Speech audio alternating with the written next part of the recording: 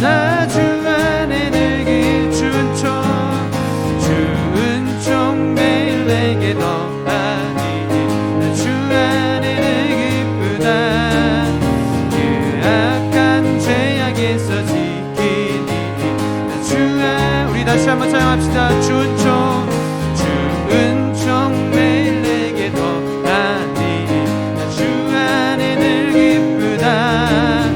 그 악한 죄악에서 지키니 나 주 안에 늘 기쁘다면 나 주 안에 늘 기쁘다. 나 주 안에 늘 기쁘다. 주 나와 늘 동행하시니 나 주 안에 늘 기쁘다. 슬픈 마음 있는 사람, 슬픈 마음 있는 사람, 예수 이름 믿으면 영원토록 변함없는 기쁜 마음 얻은 거룩하신 주의 이름, 거룩하신 주의 이름, 너의 방패 삼으라. 환난 시험 당할 때에 주의 기도들 예수의 이름은 세상의 소망이요. 예수의 이름은 전국의 기쁨을. 존귀하신 주의 이름, 존귀하신 주의 이름, 우리 기쁨 되너 주의 품에 안길 때에 기뻐 찬송구. 예수의 이름은 세상의 소망이요. 예수의 이름은 전국의 기쁨이. 우리 갈 길 다간 후에 보좌 앞에 나가 왕의 왕께 경배하며 멸류관을 드리니 예수의 이름 세상의 소망이요. 예수의 이름은 전국의 기쁨. 우리 4절로 다시 찬양합시다. 우리 갈 길 다간 후에 보좌 앞에 나가 왕께 경배하며 멸류관을 들. 예수의 이름은 세상의 소망이요. 예수의 이름은 전국의 그. 다시 한번 예수의 이름은 세상의 소망이요. 예수의 이름은 전국의 기쁨이. 예수의 이름은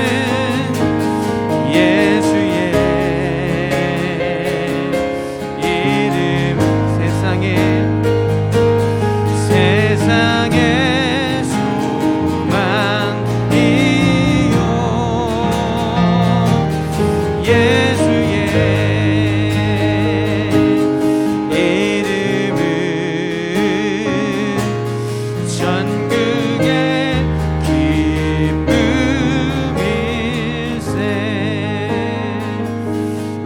주님 앞에 기도하며 나아가실 때, 주님, 우리가 지금 이 시간에 어떤 마음을 가지고 나왔던지 말씀 안에 소망 되신 예수님을 발견하며 오늘도 믿음으로 주님 안에서 은혜를 누리고 돌아갈 수 있도록 주님 인도하여 주옵소서. 세상 가운데 여러 가지 문제들 우리 가운데 많이 있지만 오늘도 주의 말씀으로 묻고 말씀 의지하며 그 말씀을 통해 세상으로 다시 나아가는 이 자리 되게 하여 주옵소서.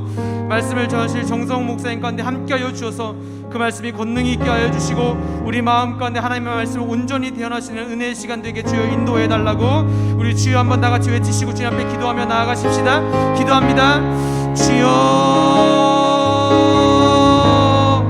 사랑의 아버지 하나님, 오늘도 이 시간에 주님의 은혜를 간절히 구하는 마음으로 이 자리에 나왔습니다. 각자의 자리에서 예배합니다. 우리 우리의 심령 가운데 오직 주님의 마음을 심겨주시고 우리가 어떤 마음으로 나왔든지 간에 말씀을 통해 은혜 받게 도와주시고 하나님의 음성을 듣는 시간 되게 도와주시고 우리의 유일한 소망 되신 예수 그리스도를 말씀 가운데 발견하고 돌아가는 시간 되게 도와주시고 우리에게 말씀하시는 은혜의 시간 되게 도와주시며 정성 목사님의 미수를 주장하여 주셔서 전환자와 듣는 자가 함께 은혜 받고 주의 말씀으로 채우고 돌아가는 은혜의 시간 되어지게 주님께서 역사하시고 함께여 주옵소서. 말씀을 사모하는 심령 가운데 주의 음성을 들려주실 줄로 믿고 감사드리며 예수님의 이름으로 기도드립니다. 우리의 기업이 되시며 우리의 전부가 되신 하나님께 모든 감사와 찬양을 올려드립니다. 이 시간 에바다 속해야 함께 성령 하나님이 함께 하시는 예배로 우리 심령의 새로운 회복과 기쁨으로 충만케 되는 그러한 예배가 되길 간구합니다. 우리는 지금 기나긴 사순절의 기간을 지나 우리를 위해 죽으시고 다시 사신 부활의 십자가를 맞이하고 5월의 새로운 달을 향하여 나아가고 있습니다. 이 시간 부활하신 주님이 우리의 소망이 되게 하시고 고통 중에 있는 자 위로함 받고 병든 자 치료함 받으며 낙심한 자 구원의 감격이 회복되며 성령 하나님이 함께 하시는 예배로 드려지게 하여 주시옵소서. 감사와 신앙의 고백대로 살지 못하는 우리의 연약함을 긍휼히 여기시고 십자가 믿음의 길로 나아가는 우리의 걸음이 되게 하여 주시옵소서. 코로나 팬데믹 가운데서도 묵묵히 주의 길을 걸어가고 있는 이 땅의 수많은 선교사님들을 축복하시사 그들을 지켜주시고 사역지를 축복하시며 모든 필요와 기도 제목 위에 응답하여 주시옵소서. 또한 이 땅에 더 이상 전쟁으로 인한 아픔과 고통이 없게 하시며 회복과 평화만이 있게 도와주시옵소서. 아울러 우리 개포교회에도 부흥과 회복의 시간이 허락되어지길 간절히 구합니다. 오랜 쉼으로 게으르고 나태해져 있는 우리의 잠자는 신앙을 깨워 다시금 움직이게 하여 또한 예배와 말씀이 회복이 되고 열심을 낼 수 있고 충성할 수 있는 개포교인이 다 되게 도와주시옵시며 그리하여서 착하고 충성된 종이라 칭찬받는 개포교회가 될 수 있도록 인도하여 주시옵소서. 주님께서는 우리에게 계명을 허락하사 우리가 어떻게 살아가야 하는지 가르쳐 주셨습니다. 우리가 이 계명을 따라 행하고 순종함으로 나아가게 하시고 이웃사랑을 통해 살아계신 그리스도를 전하고 증거하게 하여 주시옵소서. 토요일 교회 바자회의 모든 일정을 계획하시사 모든 과정과 날씨까지도 주관하여 주시고 이 바자회를 통해 이웃과 교제하고 사랑을 나누며 성도 간의 협력과 배려로 그리스도의 향기가 드러나는 귀한 시간이 되게 하여 주시옵소서. 이 시간 정성훈 목사님을 통한 에스겔 말씀을 통하여 말씀의 깨달음이 있게 하시고 변화받게 하시며 새로운 은혜가 충만하길 바라고 주님께서 세우신 주의 신실하고 아름다운 종 정성훈 목사님에게도 주의 은혜와 성령의 충만함이 있기를 간절히 간구하며 이 모든 말씀을 예수 그리스도 이름으로 간절히 기도드렸습니다. 아멘.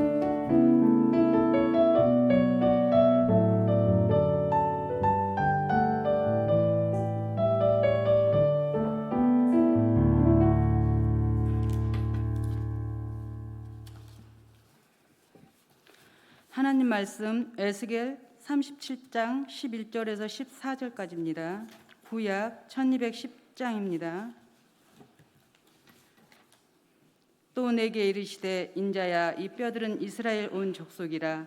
그들이 이르기를 우리의 뼈들이 말랐고 우리의 소망이 없어졌으니 우리는 다 멸절되었다 하느니라. 그러므로 너는 대언하여 그들에게 이르기를 주 여호와께서 이같이 말씀하시기를 내 백성들아 내가 너희 무덤을 열고 너희로 거기에서 나오게 하고 이스라엘 땅으로 들어가게 하리라. 내 백성들아 내가 너희 무덤을 열고 너희로 거기에서 나오게 한즉 너희는 내가 여호와인 줄을 알리라. 내가 또 내 영을 너희 속에 두어 너희가 살아나게 하고 내가 또 너희를 너희 고국 땅에 두리니 나 여호와가 이 일을 말하고 이룬 줄을 너희가 알리라. 여호와의 말씀이니라. 아멘.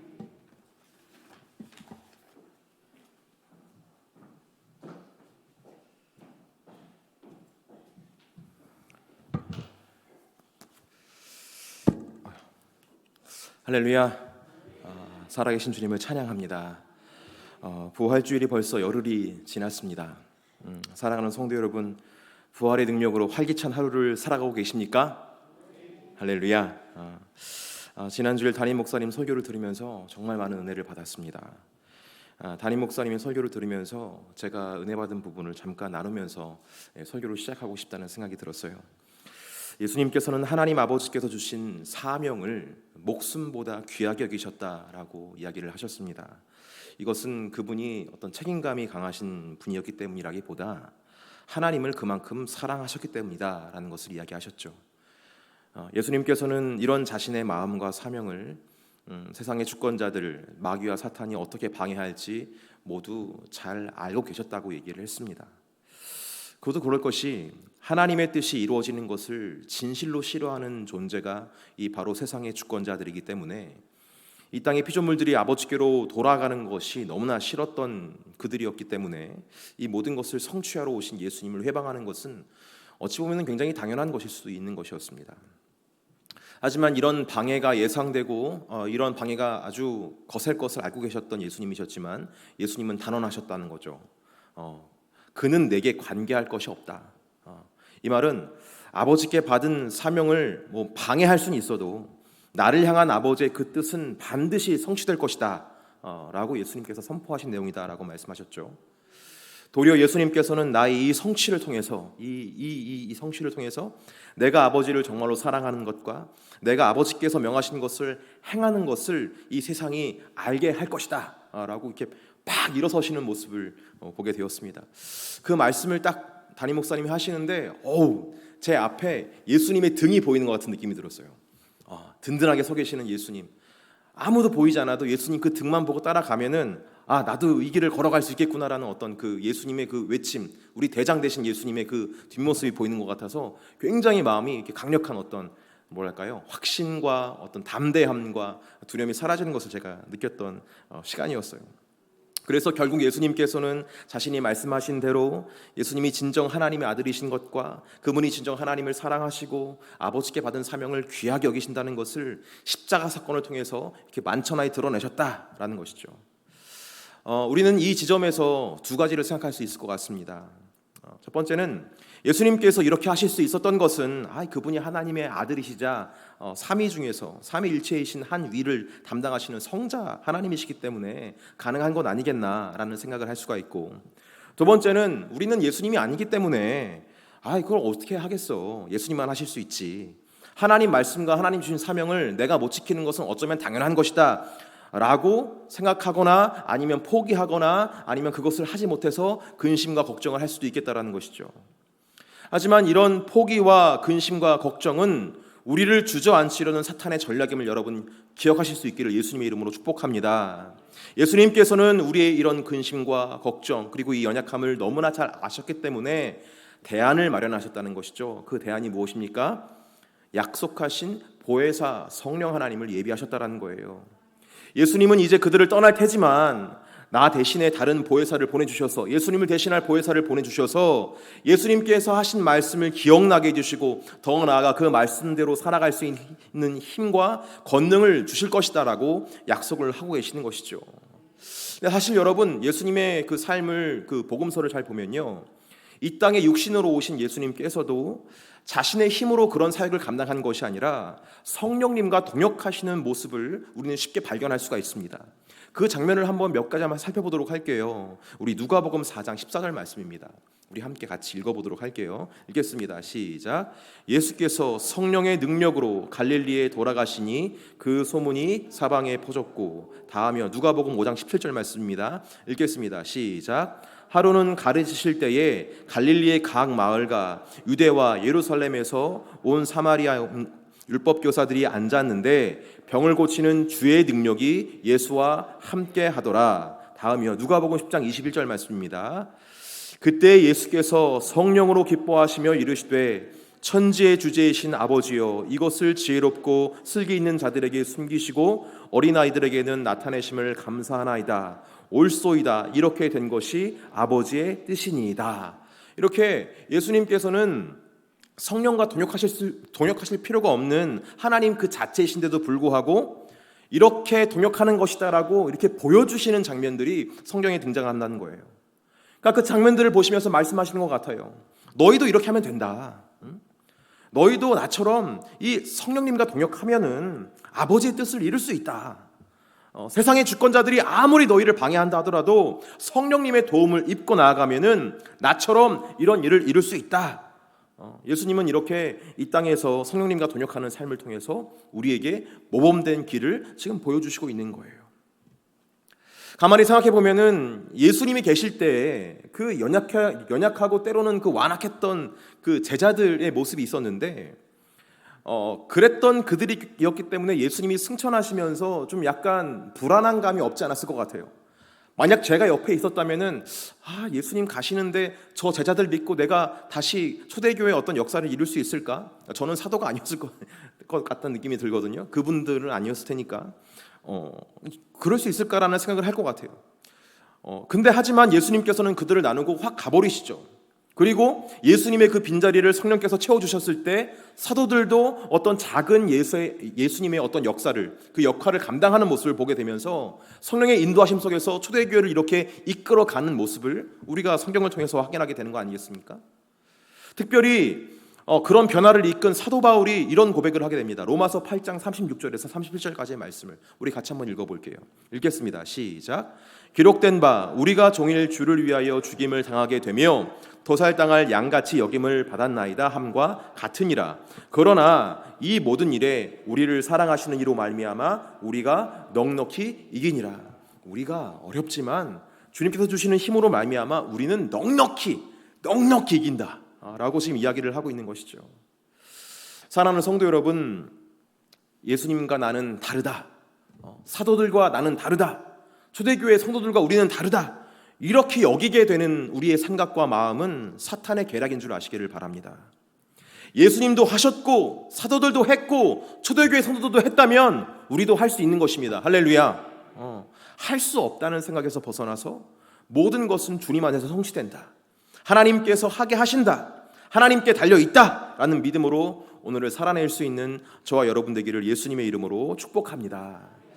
하지만 이런 말씀과 은혜로 충만하게 받는 우리이지만 여전히 우리 눈에 보이는 것이 무엇입니까? 현실적인 문제, 절망, 어떤 한숨을 지을 수밖에 없는 그런 현실들이 우리를 기다리고 있는 것 같아 보여요. 하나님께 기도하고 말씀을 묵상하면서 은혜가 충만한 어떤 그런 시절을 지내고 그런 날을 보내고 그런 새벽 기도를 보내더라도 저 성전문을 박차고 나가면 현실 속에서 보여지는 어떤 그런 상황들이 있거든요. 부정적이게 되고 절망스럽게 되는 어떤 그런 상황이 보일 수도 있습니다.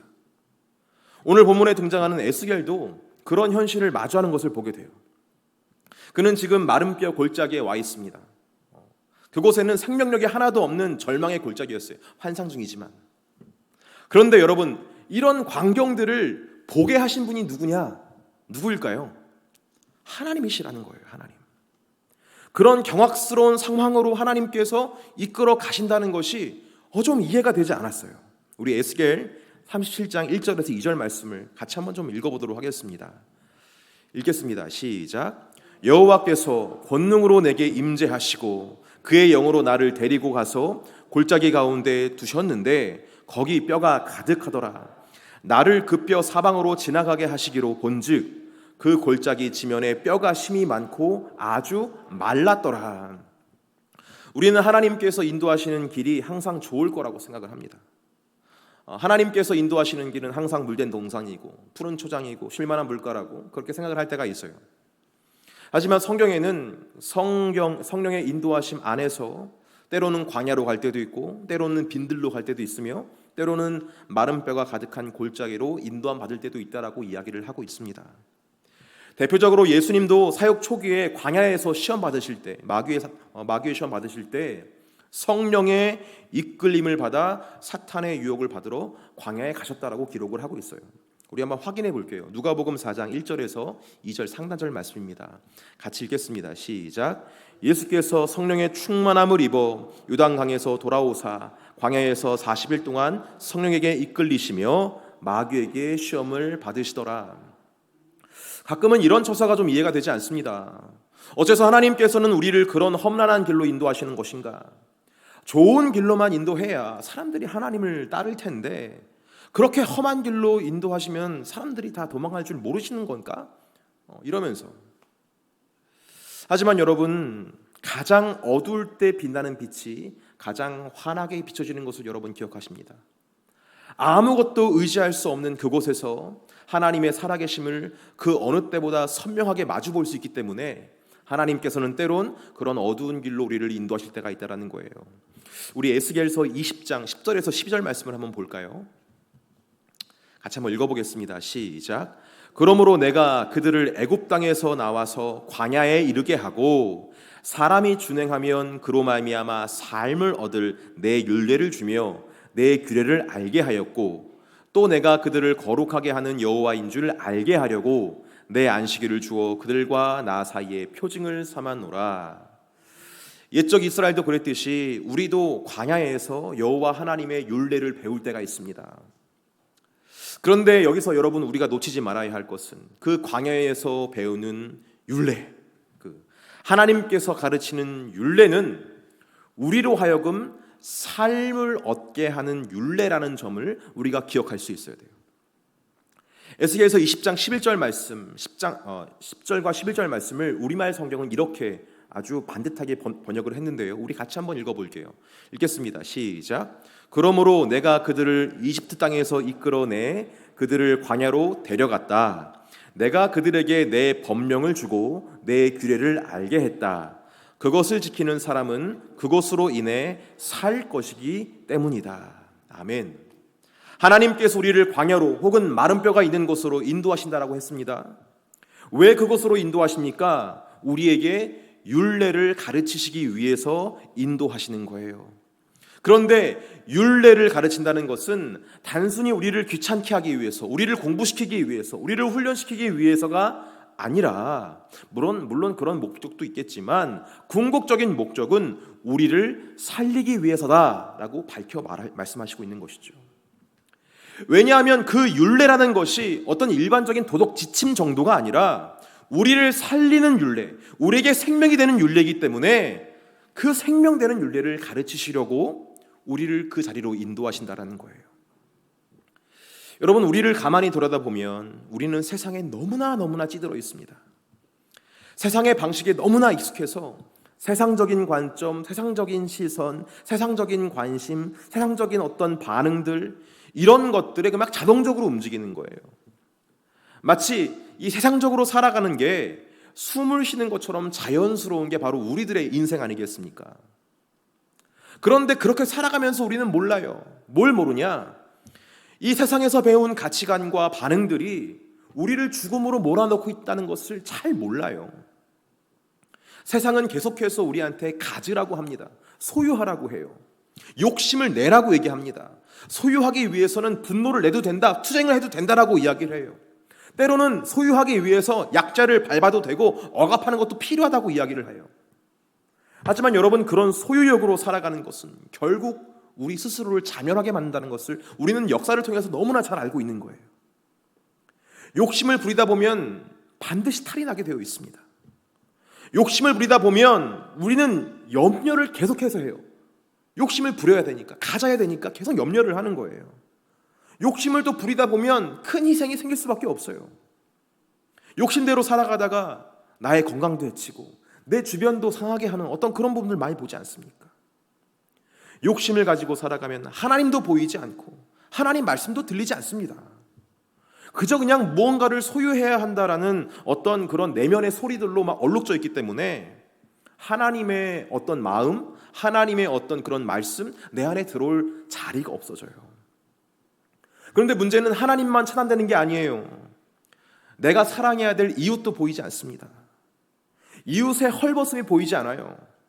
이웃의 울부짖음이 들리지 않아요.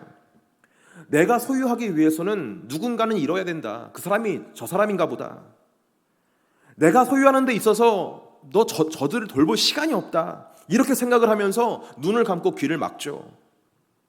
이렇게 욕심은 하나님을 떠나게 하고 이웃과 단절시킵니다. 그래서 성경은 욕심이 죄를 낳고라고 이야기를 하는 거예요. 죄 전에 욕심이 있다라고 말하는 것이죠. 이렇게 세상에 찌들어 있는 우리에게 여러분, 어떤 생명의 가능성이라는 없습니다. 가만 놔두면 그 욕심대로 따라가는 게 우리의 인생이고, 그 욕심대로 살아가다 보면 죄를 낳게 되고, 죄는 사망을 낳게 되는 거잖아요. 그래서 하나님께서는 모든 것이 단절되어 있는 광야, 빈들, 마른 뼈들의 골짜기로 우리를 데려가시는 거예요. 그곳에서 모든 것을 다 끊어내버리십니다. 돈도 끊어내시고, 명예도 끊어내시고, 사람도 끊어내시고, 환경도 끊어내시는 거예요. 모든 것이 끊어진 그 자리에서 처음에 우리는 너무나 놀라죠. 내가 이제까지 의지했던 모든 것들이 다 끊어져 버렸기 때문에 이거 도대체 뭐냐, 어떻게 살아가야 되냐, 불안해서 막 몸둘 바를 몰라 합니다.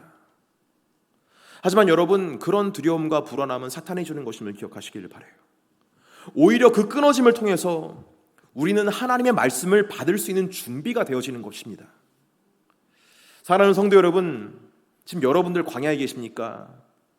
마른 뼈가 질비한 죽음의 골짜기를 지금 경험하고 계십니까? 그럼 이제 준비가 되신 거예요. 이제 살아날 준비가 된 것입니다. 우리에게 생명을 주시는 하나님의 윤례를 받을 수 있는 준비가 이제 된 거예요. 사실 오늘 본문에 나온 이 마른 뼈는 어떤 공간이라기보다 이스라엘의 영적 현존입니다. 그들은 마른 뼈와 같았다라는 거예요. 사방을 둘러봐도 생명력은 보이지 않는 그 마른 뼈, 그 마른 뼈가 질비한 골짜기, 그것은 인생의 어떤 시절 혹은 어떤 장소가 아니라 그들 자신의 모습이었어요. 여러분, 이스라엘은 왜 그렇게 된 것일까요? 신명기 28장을 보면 이스라엘 백성들이 언약 백성으로 살지 못했을 시 받는 저주가 이렇게 나열되어 있습니다. 그 말씀들 중에서 눈에 띄는 구절들이 있는데요, 한번 좀 읽어봤으면 좋겠어요. 신명기 28장 15절과 25절과 26절 말씀을 같이 한번 읽어보도록 하겠습니다. 읽겠습니다. 시작. 내가 만일 내 하나님 여호와의 말씀을 순종하지 아니하여 내가 오늘 내게 명령하는 그의 모든 명령과 규례를 지켜 행하지 아니하면 이 모든 저주가 내게 임하여 내게 이를 것이니 여호와께서 내 적군 앞에서 너를 패하게 하시리니 내가 그들을 치러 한 길로 나가서 그들 앞에서 7길로 도망할 것이며 내가 또 땅의 모든 나라 중에 흩어지고 내 시체가 공중의 모든 새와 땅의 짐승들의 밥이 될 것이나 그것들을 쫓아줄 자가 없을 것이며. 마른 뼈가 그렇게 많았다라는 것은 그 골짜기에서 큰 전투가 있었다는 것을 이야기하고 그 전투에서 패배했다는 것을 의미하는 것입니다. 더불어서 그 골짜기에 마른 뼈가 남아 있었다라는 것은 그 시체를 처리해 줄 사람이 없었다는 것을 말하고 짐승의 먹이가 되어서 뼈밖에 안 남았다는 것을 의미하는 것이겠죠. 다시 말해서 에스겔 선지자가 본 이 마른 뼈들과 이 골짜기의 환상은 하나님 앞에서 범죄한 이스라엘 백성들을 의미하는 것으로 모세가 신명기에 기록한 대로 언약적 심판을 당한 이스라엘의 현재 모습을 지금 보여주고 있는 장면이다라고 보시면 되는 거예요. 그런데 더 나아가서 이스라엘 백성들에게 있어서 지금 상황이 정말 최악인 이유는 예루살렘 성전이 파괴되었고 그들은 그 성전을 재건하러 갈 수도 없는 포로 신세가 되었다, 묶였다라는 거예요. 그러니까 예배를 드릴 수 없는 상황이라는 거죠. 예배, 현재 우리들에게 예배, 오늘 우리에게 있어서 예배는 어떤 분들에게 있어서는 주일에 드릴 수 있는 주일에 드리는, 매주 드리는 종교적 행위라고 이렇게 그냥 가볍게 볼 수도 있겠습니다. 하지만 당시 이스라엘 백성들에게 있어서 예배는 하나님과의 만남이 이루어지는 시간이었고 그 시간 속에서 자신들의 죄가 씻겨져 정결하게 되는 시간이었으며 회복과 구원이 성취되는 시간이 바로 예배, 제사의 시간이었어요. 그런데 그들은 이제 그 제사를 드릴 수가 없는 거예요. 왜? 제사는 어디에서만 드려요? 성전에서만 드려요. 그런데 그 성전이 다 망가져 버렸어요. 성전을 고치려면 가야 되는데 갈 수조차 없어요. 그러니까 그들은 회복과 구원을 얻을 수 없는 상황이 되어버린 것입니다. 예배를 드리지 못하는, 제사를 드리지 못하는 그들의 상황, 그것은 하나님과의 만남이 완전히 단절되었다는 것을 의미하는 것이고 회복과 구원의 때는 영원히 경험할 수 없게 되었다는 것을 의미하는 것이죠. 이렇게 마른 뼈라는 것은 하나님께 저주를 받은 모습과 하지만 예배를 드리지 못함으로 인해서 회복될 수도 없는 그들의 아주 절망적인 모습을 그리는 것이다 라는 것을 의미한다는 것이죠. 자, 그런데 이런 절망적인 상황을 지금 누가 지켜보고 있습니까? 여러분, 누가 지켜보고 있어요? 본문에서는 에스겔이 이렇게 지켜보는 거 있지만 그 전에, 에스겔 이전에 누가 바라보신 거예요? 하나님께서 그 상황을 바라보고 계셨다라는 거예요. 하나님께서 그들을 떠나신 게 아니었다라는 것입니다. 오늘 본문에서 에스겔만 그 상황을 주시하고 있는 것이 아니었어요. 이미 하나님께서 그 모든 상황을 지켜보고 계셨고, 하나님께서 지켜보시는 그 광경을 에스겔 선지자의 눈을 열어서 보게 하신 것입니다. 그리고 하나님께서는 에스겔에게 마른 뼈만 보여주신 것이 아니라 그 이후에 어떤 일이 일어날 것인지도 보게 하시는 것을 보게 돼요. 여러분, 앞으로 일어날 일이 무엇입니까? 그게 뭐예요? 마른 뼈가 하나님께 생명을 받아서 다시 하나님의 군사로 우뚝 서게 되는 것, 그게 바로 그 앞에 일어날 일 아니겠어요, 여러분?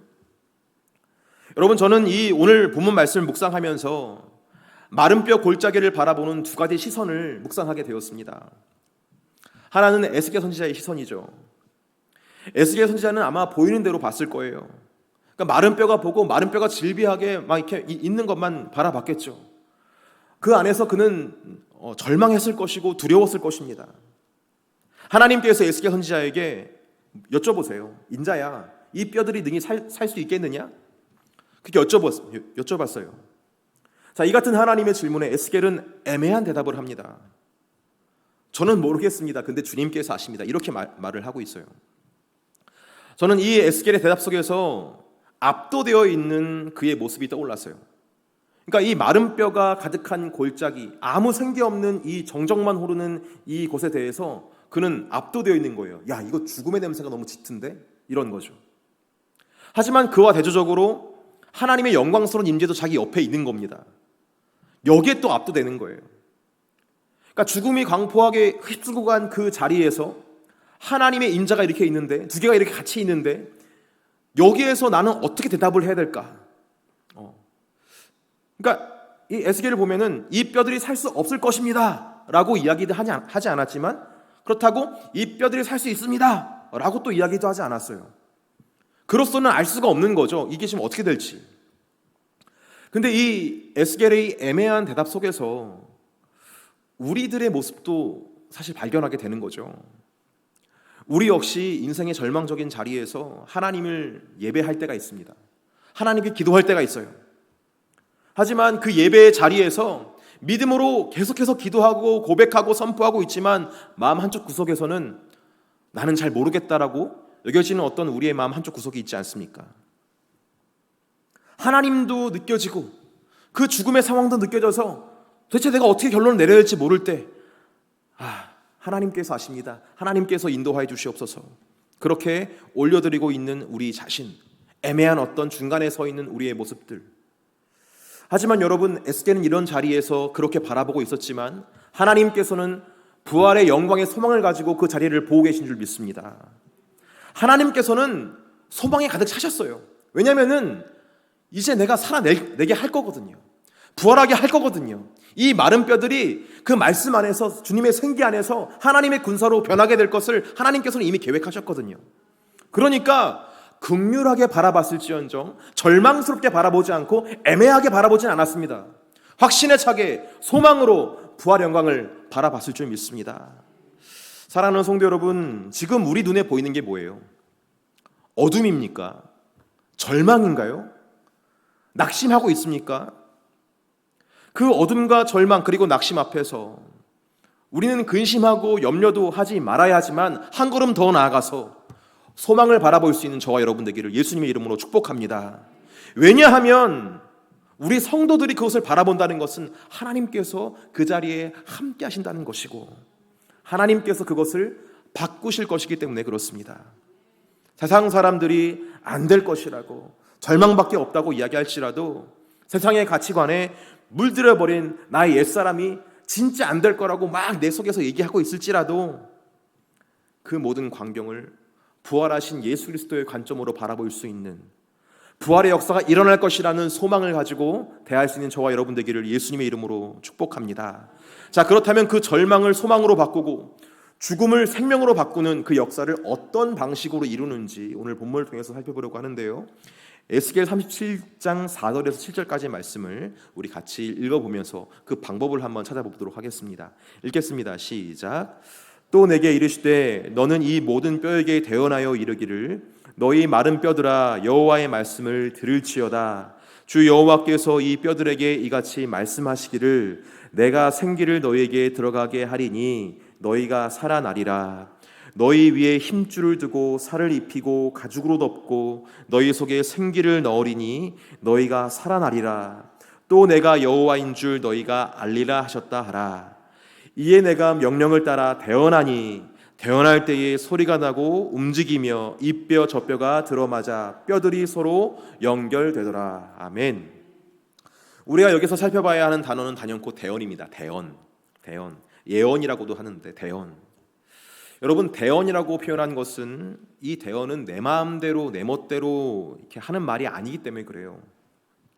나로부터 시작된 말이 아니다라는 거죠. 대언은 나로부터가 아니라 누구로부터 시작한 거예요? 하나님으로부터 시작된 말씀이다라는 것입니다. 하나님께 들은 바대로 말하는 것이 바로 대언이에요. 에스겔 선지자는 하나님께 들은 바대로 대언했습니다. 대언했더니 놀라운 일이 벌어지는 거예요. 내가 명령을 따라 대언하니 대언할 때에 소리가 나고 움직이며 라고 이야기를 합니다. 소리가 난다고 해요. 소리. 여러분, 그 소리가 무슨 소리일까요? 소리가 난대요. 뼈가 막 맞춰지는 소리가 아니겠습니까? 뚜둑뚜둑뚜둑 막 이러면서 막 정적이 흐리던 그 자리가 막 뼈가 막 맞춰지는 소리가 막 들리는 거예요. 어떤 목사님이 이 본문을 보면서 이렇게 얘기를 하시더라고요. 대언되어지는 자리, 하나님 말씀이 대언되어지는 자리에는 반드시 소리가 나게 되어 있다라고 이야기를 하시는 거죠. 그게 뭔 소리냐? 무슨 소리가 나냐?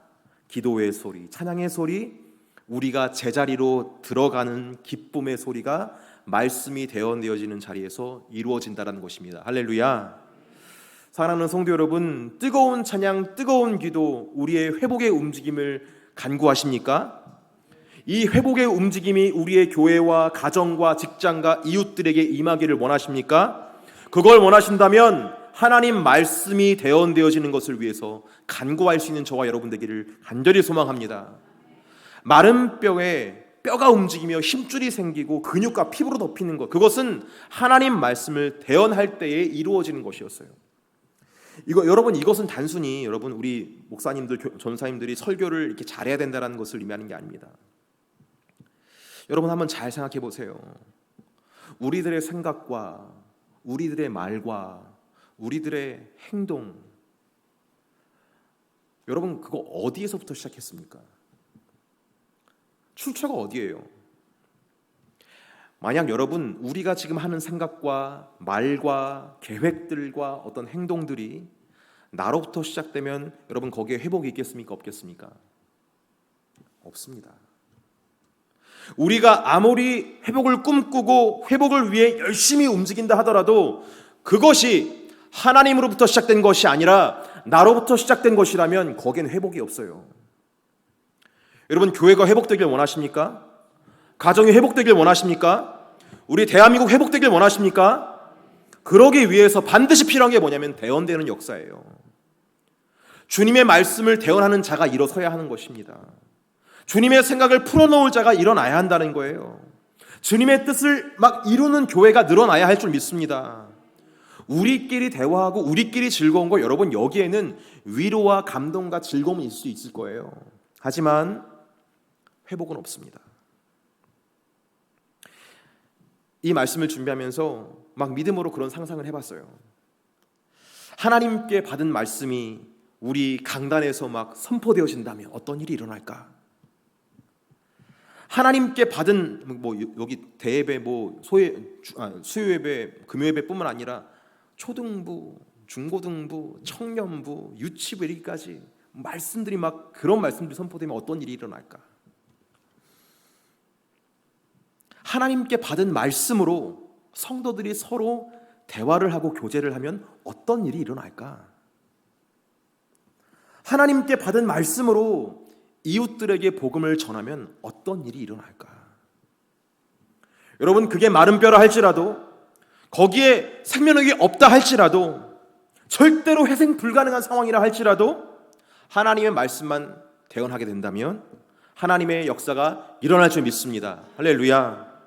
사랑하는 성도 여러분, 우리 함께 간구했으면 좋겠어요. 여러분, 목사님들만 하나님 말씀 대언한다고 되는 게 아니에요. 우리 모두가 하나님의 생각, 하나님의 마음, 하나님의 어떤 꿈을 대언할 수 있어야 하는 거 아니겠습니까? 성도가 성도에게, 부모가 자녀에게, 친구가 친구에게, 이웃과 이웃 사이에서 하나님 말씀이 대언되어지고 그런 교제가 일어난다면 아무리 불가능한 상황이라 할지라도 부활의 역사, 회복의 역사가 임할 줄 믿습니다. 하나님 말씀을 대언하는 회복의 파수꾼들 되시기를 예수님의 이름으로 축복합니다. 더불어서 본문에는 하나님 말씀을 대언하는 그 자리에서 일어나는 위대한 역사를 기록하고 있어요. 에스겔서 한번 보도록 하겠습니다. 에스겔서 37장 8절에서 10절까지의 말씀이에요. 우리 같이 한번 읽어보도록 할게요. 읽겠습니다. 시작. 내가 또 보니 그 뼈에 힘줄이 생기고 살이 오르며 그 위에 가죽이 덮인 그 속에 생기는 없더라. 또 내게 이르시되 인자야 너는 생기를 향하여 대언하라. 생기에게 대언하여 이르기를 주 여호와께서 이같이 말씀하시기를 생기야 사방에서부터 와서 이 죽음을 당한 자에게 불어서 살아나게 하라 하셨다 하라. 이에 내가 그 명령대로 다연하였다니 생기가 그들에게 들어가매 그들이 곧 살아나서 일어나 서는데 극히 큰 군대더라. 아멘. 하나님 말씀이 대언되어지는 자리에서 하나님의 생기가 임하는 것을 보게 됩니다. 생기, 하나님의 생기. 여러분, 이 하나님의 생기는 창세기에서 하나님께서 사람을 흙으로 지으시고 코에 생기를 후 불어넣었다 했을 때 그 생기, 그 흙이 생명이 되게 하는 결정적인 재료, 하나님의 생기, 바로 그 생기를 말하는 것이고, 부활하신 예수님께서 제자들에게 나타나셔서 숨을 후 내쉬면서 뭐라고 말씀하세요? 성령을 받으라라고 말씀하실 때에 이 성령, 이 숨, 이것이 같은 의미다라고 성경학자들은 이야기를 하죠. 여러분, 하나님의 성령의 인치심 없이는 우리는 하나님의 군사로 설 수가 없습니다. 하나님의 생명력이 반드시 필요하다라는 거예요. 이렇게 한번 이야기를 한번 해볼까요? 하나님 말씀은 우리 안에 하나님이 거하실 성전을 지어주지만 그 성전에 하나님의 성령이 거하시지 않으면, 하나님이 임하시지 않으면 그것은 성전이라 말할 수가 없다. 이처럼 내가 하나님 말씀을 대언할 때 대언해 줬다고 해서 다 끝나버리는 게 아니라 그에게 하나님의 생기가 임할 때까지, 생명력이 임할 때까지 우리는 우리의 생명을 계속해서 불어넣어줘야 된다. 하나님의 생명력을 불어넣어줘야 된다. 그런 역할을 해야 된다라는 것을 말하는 것이죠. 예전에 제가 강단에서 설교를 할 때 기도 제목이 뭐였냐면은 말씀을 잘 증거하는 설교자가 되게 해 주시옵소서, 그런 기도를 한 적이 있었어요. 근데 어느 순간부터 하나님께서 어떤 것을 보게 하셨는데 뭐였냐면요, 말씀은 상대적으로 그렇게 조리 있고 재미있고 이렇게 파워풀하게 증거하는 것 같지가 않은데 그분이 서시면 뭐랄까요, 이 아우라라 하나요? 이게 영적 권위라고 하나요? 딱 느껴지는 거예요. 그분이 기도를 하시면 뭐랄까요, 이렇게 진동까지는 아니더라도 마음에 막 울림이 있고, 하나님께서 당신을 사랑하십니다 한마디만 해도 마음이 막 눈물이 팍 쏟아지는 때가 있더라고요. 저는 그게 도대체 뭐 때문에 그런가라는 생각이 들었는데 그게 바로 하나님의 생기 역사라는 것을 제가 뒤늦게 알게 되었습니다. 그래서 그때부터 제가 함께 기도하게 된 것이 뭐냐면, 주여 제가 성령과 동역하는 말씀 선포자가 되게 해 주시옵소서라는 기도였어요. 아무리 말씀을 잘 전한다 하더라도 하나님의 역사가 없으면, 성령의 터치가 없으면은 그 예배에는 충만한 임재가 없는 것을 보게 됩니다. 우리의 예배, 또 우리의 삶, 우리의 모든 것에 하나님의 영광이 강력하게 임하기를 예수님의 이름으로 축복합니다. 우리 그것도 함께 간구했으면 좋겠어요. 주여, 우리 모든 예배드리는 자들에게, 우리의 가정의 모든 자들이 하나님을 아는 것도 중요하지만 그 생명 되신 주님의 영으로 충만할 수 있도록 하나님께서 은혜를 허락하여 주시옵소서 라고 기도할 수 있는 저와 여러분 되기를 예수님의 이름으로 간절히 축복합니다. 그런 영광이 넘치는, 영감이 넘치는 예배를 드릴 때에 거기에서 회복이, 치유가, 구원이 임하는 거 아니겠습니까? 여러분, 하나님께 심판을 받았다라는 것은 그만큼 절망적인 상황이라는 거예요. 어렸을 때는 엄마에게 혼나는 게 절망이죠. 하지만 커서는 선생님한테 혼나는 게 절망입니다. 그런데 더 어른이 되면 법적인 어떤 절차에 들어가는 게 가장 큰 절망일 수 있어요. 근데 그보다 더 큰 절망이 뭐냐면은 하나님께 받는 심판이 진짜 절망입니다.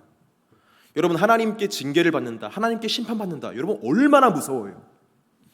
지금 그 절망의 때를 경험하고 있는 게 이스라엘 백성의 모습이었다라는 거예요. 그런데 하나님께서 지금 어떤 모습으로 임하십니까?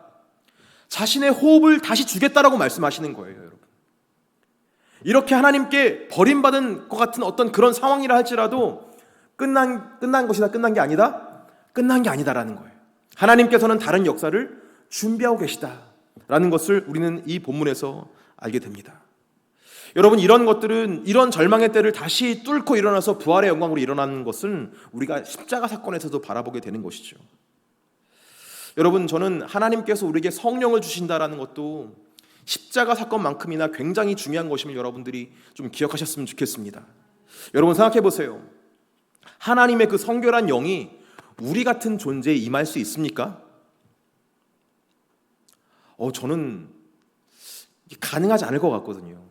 제가 순간순간 생각하는 것과 어떤 행동하는 것들이 참 하나님께서 보시기에 실망감을 줄 거다라는 생각을 참 많이 하거든요. 이렇게 거룩하지 못한 자에게 하나님께서 어떻게 임하시지라는 생각을 참 많이 하거든요. 하지만 하나님께서는 그런 우리를 사랑으로 바라보시며 기꺼이 그 안에 거하시며 주님의 성결과 하나가 될 때까지 끊임없이 노력하는 분이심을 여러분 기억하시기를 바랍니다. 그만큼 우리를 사랑하시고 우리를 구원하시고자 하는 하나님의 의지는 너무나 강력하다는 거예요. 여러분, 부활의 능력을 이야기할 때, 부활을 이야기할 때 처음에는 부활의 능력만은 이야기하게 되는데 그 부활을 묵상하다 보면 능력도 능력이지만 그 안에 담겨있는 하나님의 사랑을 우리가 묵상할 수 있게 돼요. 얼마나 사랑하시면 이 절망밖에 없는 인생을 다시 부활시키는 어떤 그런 능력을 발휘할 수 있는가, 얼마나 사랑하시면, 그 사랑의 의지가 얼마나 강력하면, 여러분, 그 의지를 바라볼 수 있기를 예수님의 이름으로 축복합니다. 여러분, 아무리 절망의 때라도 우리 성도들이 바라보는 것은 그 절망의 때를 감싸고 있는 하나님의 부활의 영광인 줄 믿어요. 그리고 그 부활의 영광은 하나님의 사랑 안에서 시작됐다는 것을 기억하시고 우리 바울과 같은 고백을 할 수 있기를 바랍니다. 이런 고백이죠. 아까 했던 거, 기록된 바 우리가 종일 주를 위하여 죽임을 당하게 되며 도살당할 양같이 여김을 받았나이다 함과 같지만 그러나 이 모든 일에 우리를 사랑하시는 이로 말미암아 우리가 넉넉히 이기느니라. 할렐루야. 어떠한 일이 있더라도, 보이는 것이 그런 것이라 할지라도 주님께서 함께 하시면 여러분 능히 이겨나갈 줄 믿습니다. 우리 이 시간 함께 우리 찬양했으면 좋겠는데요. 처음에는 이제 조용한 찬양을 좀 했으면 좋겠다 생각을 했어요. 근데 여러분, 코로나도 풀렸고 거의 풀렸고, 그렇죠? 그리고 옛날 사순절 때 조용한 찬양만 해가지고 제 목이 잠기더라고요. 오히려 이게 막 소리 지르는 찬양을 하면 목이 막 풀리는데 이 조용한 찬양만 하니까 제가 목이 잠기는 걸 느끼게 되었어요. 이 시간 우리 박수 치면서 찬양했으면 좋겠는데요. 여러분, 우리 청년들처럼 일어나라 주의 백성, 주님의 영광 나타나셨네, 마지막 날에 우리 박수 치면서 힘차게 한번 찬양해 보도록 하겠습니다. 박수 하시겠습니다. 일어나라 주의 백성, 할렐루야. 일어나라 주의 백성, 빛을 발하라. 주가 너의 영광으로 임하시리라. 다시 한 번 더, 일어나라 주의 백성, 일어나라 주의 백성, 빛을 발하라. 주가 너의 영광으로 임하시리라. 온 세상이 어둠 속에 헤매고 있지만 주가 너와 함께 계셔 회복을 명하리라. 일어나라, 빛을 발하라. 만 백성이 너의 빛을 보고 사방에서 나오네. 일어나라, 빛을 발하라, 빛을 발하라. 만 백성이 자유함을 얻어 기뻐하는도다. 주님의 영광 나타나셨네. 권능으로 임하셨네. 죽음에서 나 죽음에서 날 살리신 주 성령, 놀라우신 주 하나님, 할렐루야. 주의 나라가, 할렐루야. 주의 나라가 눈먼 자는 눈을 뜨며 할렐루야 임하소서. 저는 자 걷게 되리 나는 선포하리. 만왕의 왕 예수 주의 나라 임하시네. 마지막 날에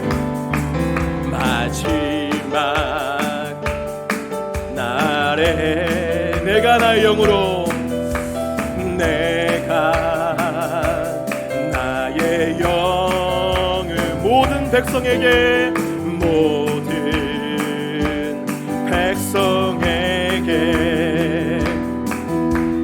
부어 주리라.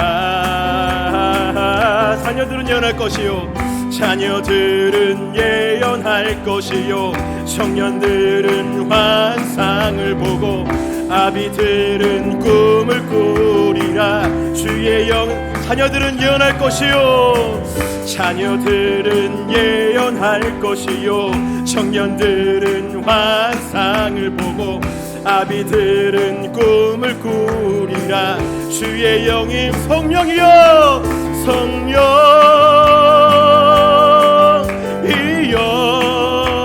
임하소서. 임하소서. 성령이여, 성령이여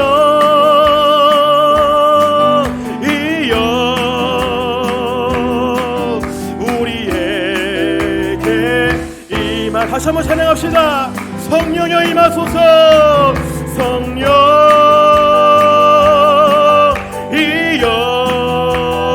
임하소서.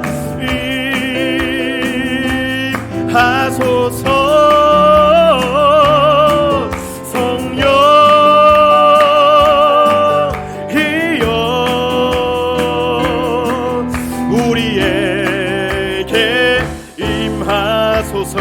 우리에게 임하소서. 우리에게 임하소서. 우리에게 임하소서. 우리 임하시는 성령님께 다시 박수 한번 올리시겠습니다. 할렐루야. 주님의 뜻을 이루소서. 우리 이 시간 함께 기도했으면 좋겠습니다. 여러분, 우리가 바라보는 것이 어떤지 모르겠어요. 하지만 정말 필요한 것은 하나님 말씀을 대언하는 것, 나의 생각을 이야기하는 것, 나의 생각과 나의 마음을 조리 있게 얘기하는 것, 그것이 우리에게 필요한 것이 아니라 하나님 말씀을 대언하는 것입니다. 때로는 교회가 세련되게 해야 된다, 세상을 압도할 만한 어떤 문화와 콘텐츠가 있어야 된다고 말하지만, 여러분, 그것보다 여러분 하나님께서 원하시는 것은, 저는 그렇게 믿어요, 하나님 말씀이 대언되어지는 것, 교회를 통해서, 성도들을 통해서 하나님의 말씀, 하나님의 마음과 하나님의 계획과 하나님의 소망과 하나님의 비전이 이 땅 가운데 풀어지는 것, 그것을 하나님께서 원하신 줄 믿습니다. 여러분, 돌아다녀 보세요. 얼마나 많은 이들이 하나님의 꿈과 멀어진 삶을 살아가고 있습니까? 여러분, 그들을 긍휼히 바라보시는 주님의 그 시선을 바라보시며, 주여 저들에게 주의 말씀이 증거될 수 있도록 인도하여 주시옵소서. 주의 말씀이 태언되질 수 있도록 하나님께서 인도하여 주시옵소서. 전쟁과 기근이 있는 이 땅에 하나님 말씀이 태언되어지는 역사가 일어날 수 있도록 하나님께서 내려 허락하여 주시옵소서. 기도합시다. 더불어서 주의 영으로 충만한 주의 백성 될 수 있도록 하나님께서 인도해 주시옵소서. 주의 주님의 부흥의 때가 우리 가운데 임할 수 있도록 하나님께서 인도해 달라고 이 시간 주여 삼창하시고 통성으로 기도하시겠습니다. 주여, 주여, 주여. 할렐루야. 주님께서 내려오라가시니 감사합니다. 하나님의 소망이 있는 줄 믿습니다. 절망의 자리에서 일어설 수 있도록 하나님의 영으로 충만하게 역사해 주시옵소서. 우리의 마음과 우리의 입술에 하나님 말씀이 태언되질 수 있도록 하나님께서 내려오라가 주시옵소서. 주여, 아버지 하나님, 아버지여, 우리 가운데 소망으로 인도하시는 주님, 부활의 영광으로 함께 하시는 주님을 찬양합니다. 할렐루야. 주여 하나님, 아버지, 주여 하나님, 우리를 불쌍히 주시옵시고 우리의 마음과 생각과 행동의 행실들이 하나님 마음과 하나님 말씀을 태어날 수 있는 하나님 복된 마음을 낼 수 있도록 주여 하나님 은혜를 허락하여 주시옵소서. 주여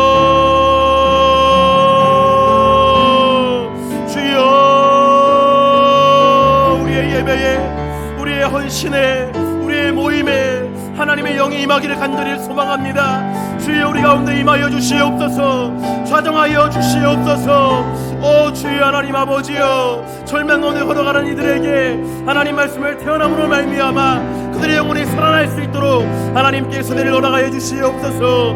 주여 할렐루야 하나님 아버지여, 주여 할렐루야 하나님 아버지여, 은혜 믿음을 도와시니 감사합니다. 충만하게 하시니 할렐루야 하나님 감사합니다. 주님의 때를 기억하며 주님의 때로 나아갈 수 있도록 하나님께서 인도하여 주시니 감사합니다.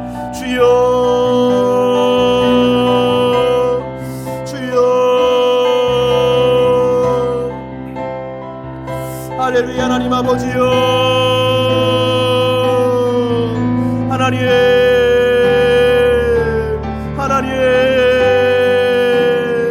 주의 하늘 문을 열어주시옵소서. 주의 하늘 문을 열어주시옵소서. 오 할렐루야 하나님 아버지여, 오 할렐루야 하나님 아버지여, 주의 백성들 일어나게 하여 주시옵소서. 주의 성들 일어나게 하여 주시옵소서. 하나님 주여,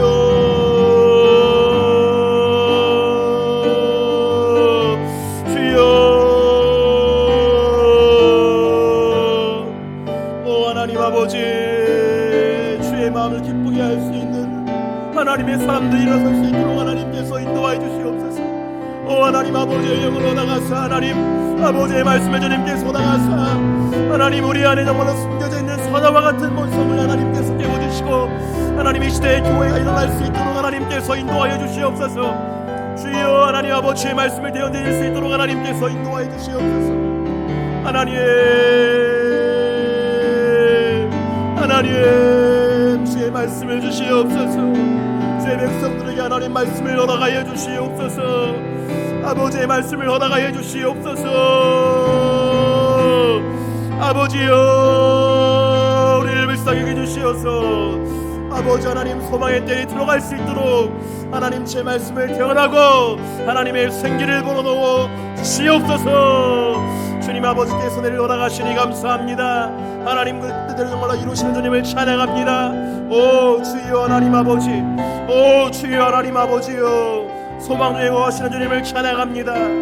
감사합니다. 오 하나님 아버지여, 주님께서 이루십니다. 주님께서 허락하십니다. 할렐루야 할렐루야 할렐루야 하나님, 할렐루야 할렐루야 내 주님을 찬양합니다. 오 하나님 아버지여, 주님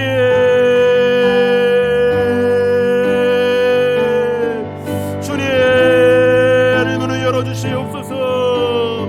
주님 하늘 문을 열어주시옵소서. 오 하나님 아버지, 주님께서 아버지 함께 하실 줄 믿습니다. 오 하나님 아버지요, 오 하나님 아버지, 크신 하나님의 역사가 우리의 있기를 원합니다. 할렐루야 하나님 주여,